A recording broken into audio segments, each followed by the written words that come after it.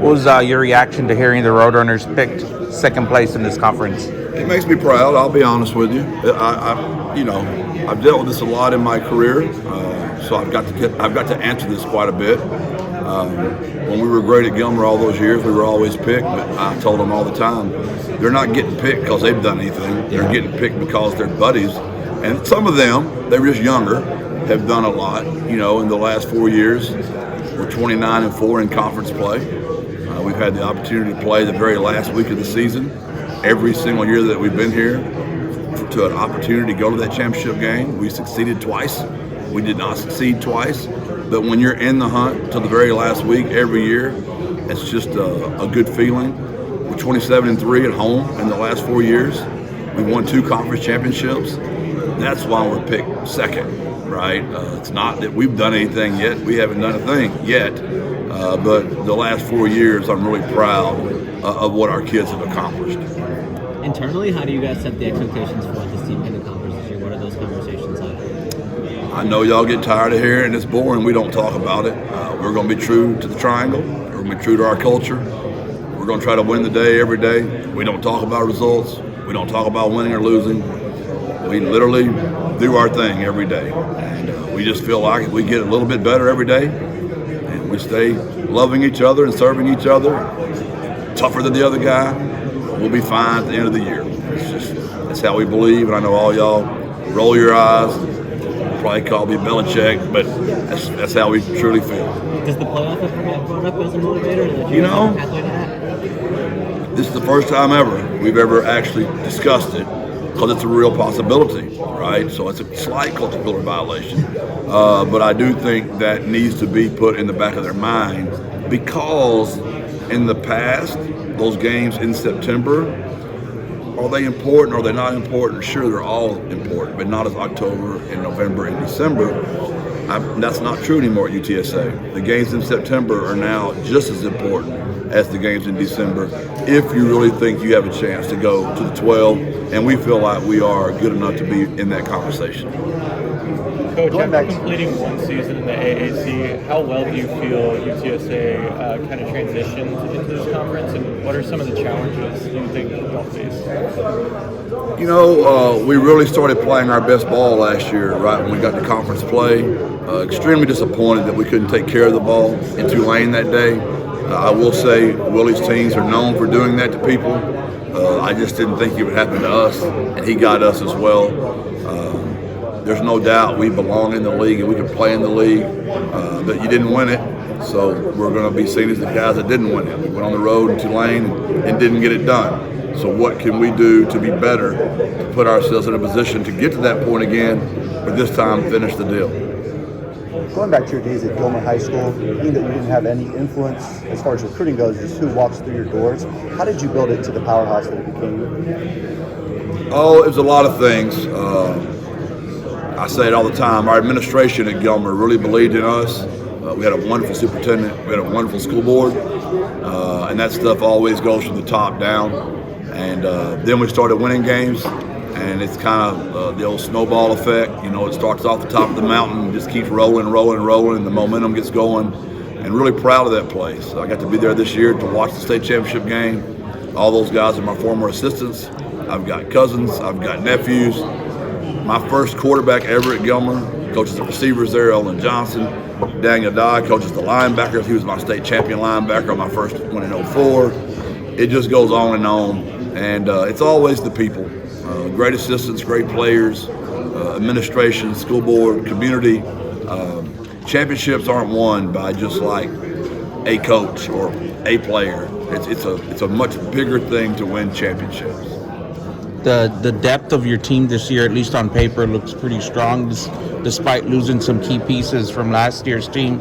You think that translates into the wins for the Roadrunners this year? Well, I would hope it's going to help because the depth has competition. Then you're playing a lot of people. You hope you stay healthier through the year. And it's the old deal you've heard it many times, iron sharpens iron. We do feel good about that. We're deeper, to your point, in almost every position. We've taken a couple of hits and injuries already this summer that'll stress us in one spot. But other than that, we feel like we're pretty deep in the rest of them. It remains to be seen.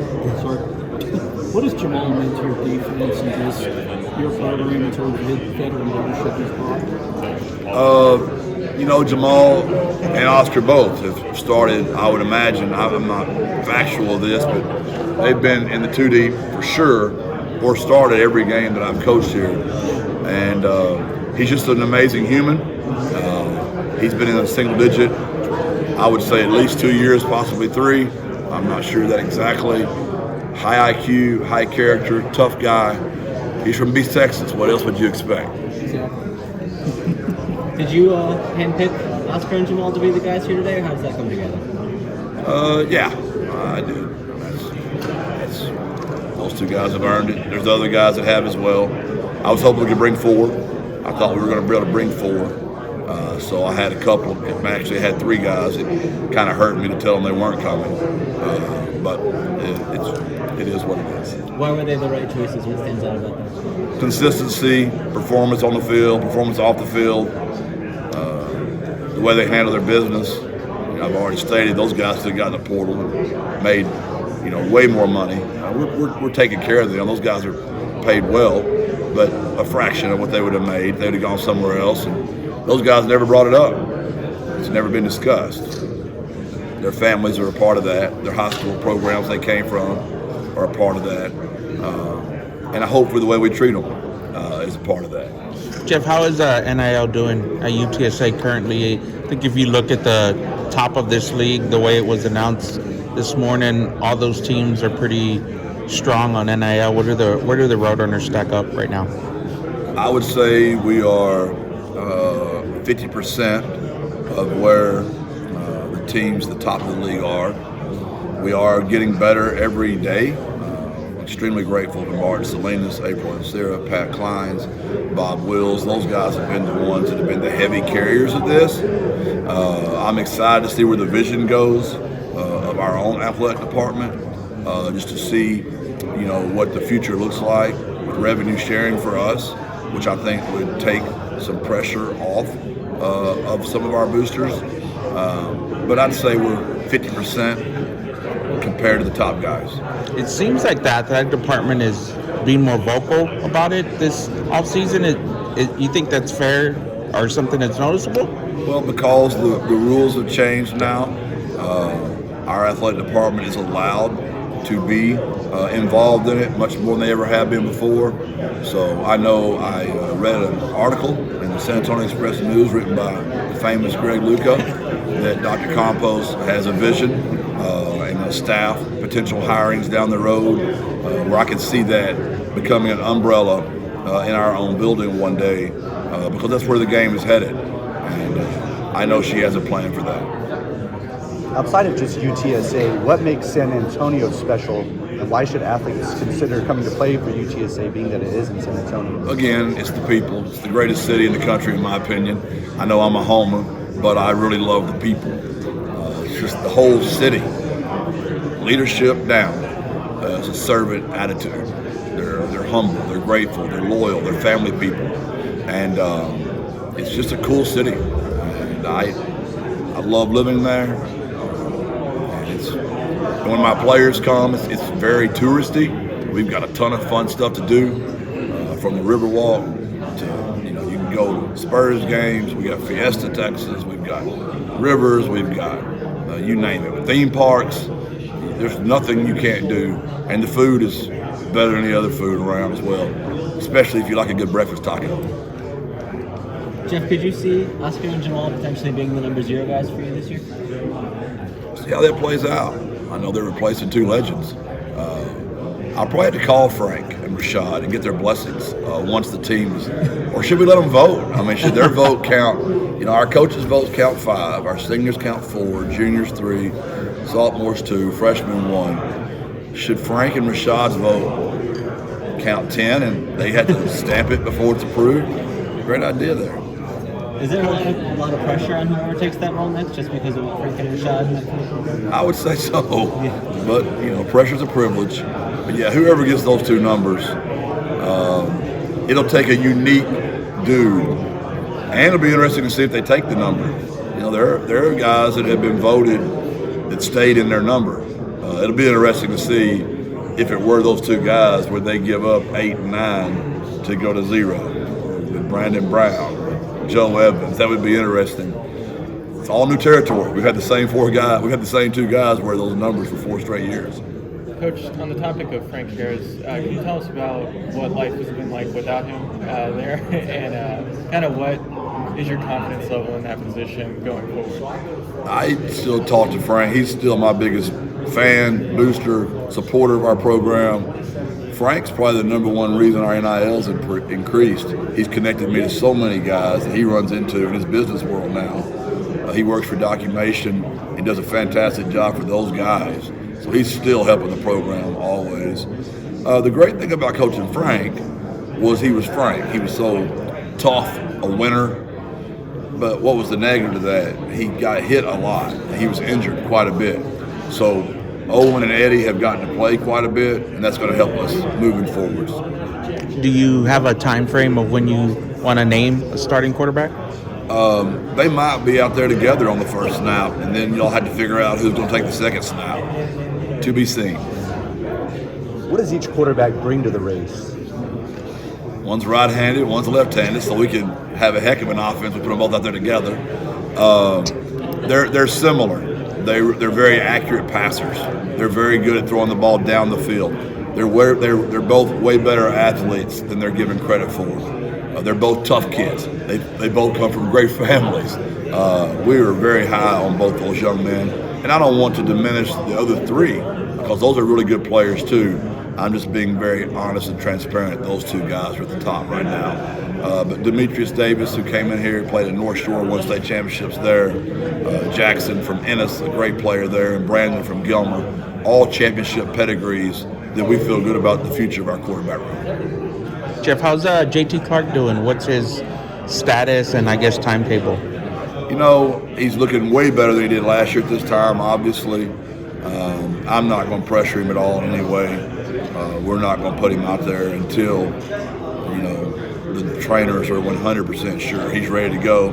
I know his spirit, his mind, he's in a way better place than he was last year. Jeff, whether you talk about Jamal and Oscar or some of the other guys who are in leadership positions this year, just seems like kind of a different personality than what Frank and Rashad is to the group. Is that kind of a reflection of the team overall? How are things different? Well, Frank and Rashad, their personalities are larger than life. And Oscar and Jamal are just like your old grandpas you've loved your whole life. I mean, they probably have coffee. They're probably up early in the morning. Who knows? They probably make their bed up. You know, I just see those 2 being old souls, where Frank and Rashad, just getting him here, it was a bickering contest the entire time. They're probably still bickering somewhere. Just totally different personalities, but they're all cut the same way. They're honest people. They're men of integrity. They're tough people. Just way different personalities. And you said similar things about like Brandon Brown and Ken Robinson and a lot of the other guys who are in that position. Is it just kind of different being around the building day to day with some of the guys? We still have some characters. We've still got Martavius. We've still got a couple of guys that are. We got Danye running around. There's no doubt. We've got some juice on there, but most of our guys are serious, old, boring people that I love coaching. But yeah, I got Danye and Martavius to keep the party, Vinley, to keep the party alive. Jeff, how did Denver Harris do during the summer workouts, and I guess what kind of role do you anticipate for him? That's up to Denver. He's been great so far. We have known him for a long time. We know his high school coaches very well. We have one of his high school coaches on our team. We've got a ton of North Shore players on our team, and you know, Joe Willie has a great relationship with him, obviously. But Nick Graham is as good as there are in the country at developing corners, and we just go deeper there. We want Denver to be an unbelievable man, a human, and that's where we're going to start. If he'll do that, he'll be a really good corner. If he doesn't do that, you are never going to know how good of a corner he can be. How does the ability to have the public communication and the sideline tablets sort of change things about the way you're going to operate in games this year? It's a good question. I don't know that we know for sure that just yet. We haven't even got to practice with it yet. So we'll find out. I would rather there be, 5 on each side of the ball so there's no more signaling at all. I don't see how we're going to avoid not signaling. We're still going to signal because we're only going to be talking to one kid. So we've got to get our arms wrapped around that. We'll keep playing with it, which we are, and experimenting. But I'm not sure how that's going to really affect the game yet. I guess the other option would be you'd have to huddle essentially every play to get that. You're not going to see that from the Roadrunners. I can promise. I'd be bored in tears. Jeff, what's your? Watch the NFL if you want to watch a bunch of huddling. The Roadrunners will not be huddling. I know it's No, we do sugar huddle.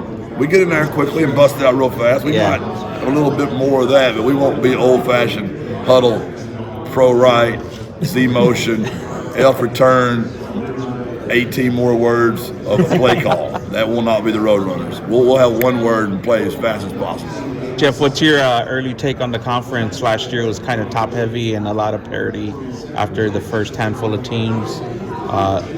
Looks like it could maybe be the same this year. I don't know that we ever really know. I mean, obviously Tulane with their history, Memphis with their history, those guys are going to always be up there. Army's giving us fits. Yeah. Those guys have been a pain in our tail. We've had some very close games in the last 4 years. I mean, Kyle sent me some stats of the day. We're right at the top 5 in the country who's played the most one-possession games in 4 years. We've just been blessed and by far won the most of those one-possession games. So a lot of that winning is one-possession games, and I would imagine you'll keep seeing that in this league. And then not to have a culture pillar violation, but just the schedule overall, you have 2 bye weeks. It's a lot different than schedules in the last few seasons for you. Obviously some tough games in the non-conference. I'll be positive, then I'll be negative. Positive, I think it's cool. You just drive to Texas State. You drive to the University of Texas. I mean, then we got the 2 home games. So the first 4 games, our fans should be able to watch every one of our games, right? That's a real positive. The negative to me is you've got young quarterbacks, whichever one we go with, and we've got 3 of our first 5 on the road, 4 of our first 6 on the road. The schedule favors the Roadrunners way later in the season as far as home games. Early, you'd probably like for your young quarterbacks to have been at home a lot early. It's not the way it turned out. Either Eddie or Owens had to go on the road and try to figure out a way to beat Texas State, where GJ's done a great job. Sark, who they're on a whole nother level right now.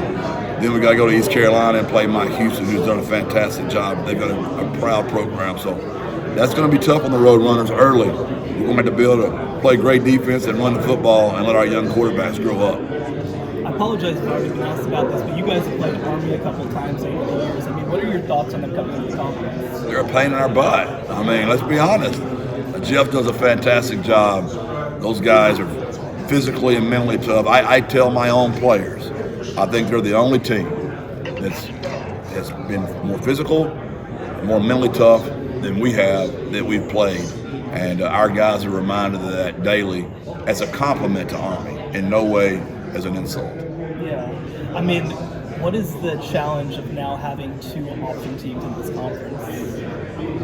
Say that one more time. Yeah, what's the challenge of having 2 option teams with Navy and with Army now in this conference? Yeah, it'll be interesting to see what that looks like again. It's just so different. It's so unique. I know Mike at Rice has to play both of them this year. We only got to play one of them. You'd hate to have to play both of them in the same year. It's impossible to duplicate that offense all week and a scout team. And those guys are, the best part of their day is going to football practice. They are preparing to battle for our country. And if you ask our players, that's probably the worst part of their day is going to football practice. Well, and what does it mean about the Americans that Army decided that this was the place that they wanted to be? I think it's awesome. I think it's a great addition. Storied program.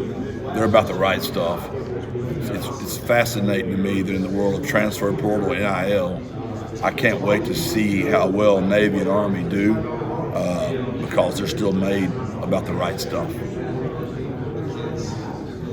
Jeff, with Oscar, we talked all spring about kind of his fitness transformation and trying to get more NFL ready. How has that progressed through the summer? How does he look as He looks great. He'd have to tell you the exact number. He's down on weight. 20. He says 20. I say 30. He swears he's never in the 290s. I believe he was. So we have a debate. We have a debate on that. But he's really worked hard at it. Sydney's been good for him there.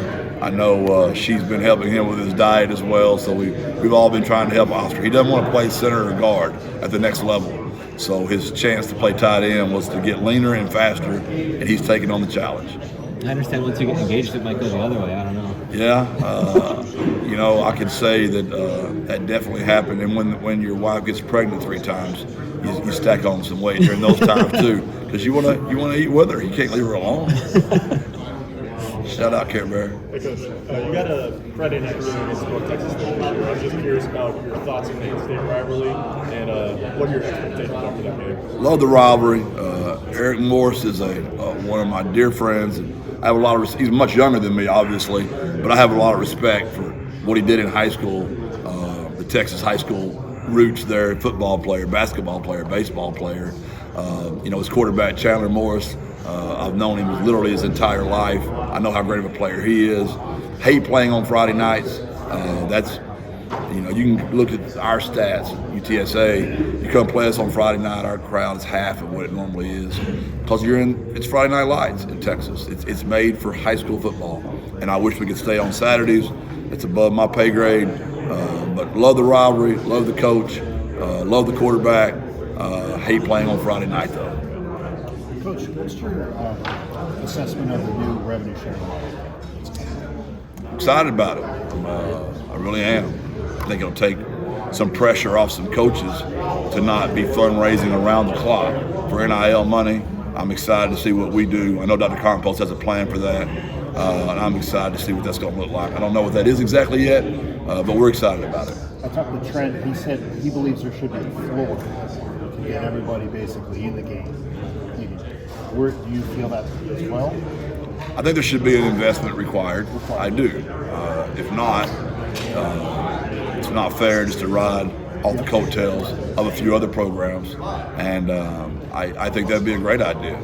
Trent's way smarter than me on that kind of stuff for sure. I try to keep my lane on the football field, and I'll let those smart guys like Trent know think about that stuff. I know Tim Pernetti's fantastic at that as well. He's given us great hope of what his vision is for that. On a micro level, you've kind of had a little bit of a success in San Antonio building those sort of relationships in the business. Can you see something like that maybe with those kind of partnerships, maybe kind of growing it exponentially a little bit more? We're picking up real momentum right now. I mean, we really are. There's a lot of ideas being thrown around about that. Who knows? I mean, I saw where the Royals are, you know, selling tickets, and some of that money goes to an NIL for some college program. Can we get some of that partnership going with somebody in our community? You know, it's just new and it's exciting. And I think, as Tim mentioned earlier, Pernetti, everything's got to be brought on the table, and we can all agree to disagree. But this is the way college football is moving. I'll take my city versus anybody else's city. I know we've got Aggies. I know we've got Baylor Bears. We've got Texas Longhorns in our city. But they're all San Antonio people, and they all know the Roadrunners being good helps our city. So they don't have to give all their money to A&M in Texas and Baylor. They can slide some of it over to the Roadrunners, and let's make sure the Roadrunners keep winning championships. You talked about a potential floor for revenue sharing, but what about like the league-wide cap to kind of make sure everybody's in the same ballpark? What would you think about that? Well, you know, I think that is the way the NFL model has gone, and it's been very successful. You know, they have a salary cap. You can get into some real discussions there about that. I think that would be the most fair way to play. If we all shared it and all did it right like the NFL did, that's the best model. As much as we can get it like their model, the better chance we have. Would that be a salary cap conference by conference? I could see that being conference by conference. I just don't think it's possible to say that the SEC, the Big Ten, we could get there yet in our money. But if you win this league enough, then that's going to create attention. more fan base, more TV eyes, and then do those leagues come call us or some other team like us to join them? That would be, to me, the best way to do that. All right, Jeff. Thank you, y'all. Jeff. God bless. Thank Birds you. up.